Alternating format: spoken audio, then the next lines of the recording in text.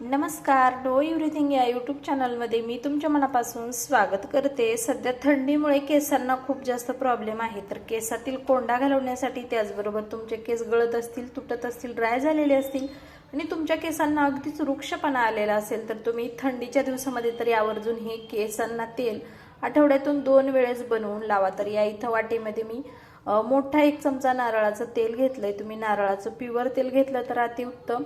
तर इथे मी तेल घेतलंय आणि त्यामध्ये साधारणतः मोठी एक भीमसेनी कापराची वडी कुस्करून टाकलेली आहे आणि ती देखील छान अशी मेल्ट झालेली आहे।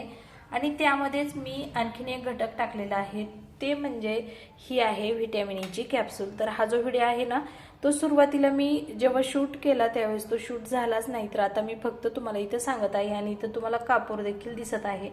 हे जे तेल आहे ते थोडंसं कोमट करून घ्यायचं आहे आणि त्यामध्ये त्यानंतर कापूर टाकायचा आणि व्हिटॅमिन ईची कॅप्सूल देखील टाकून घ्यायची आहे।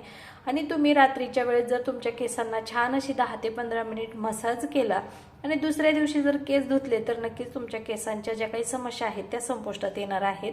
तर आठवड्यातून 2 वेळेस तुम्ही हा उपाय नक्की करा, यामुळे तुम्हाला अगदी काही दिवसांमध्ये लगेचच इफेक्ट तुमच्या केसांमध्ये बदल झालेला जाणवणार आहे आणि या उपायाचे कुठल्याही प्रकारचे साइड इफेक्ट नाहीत।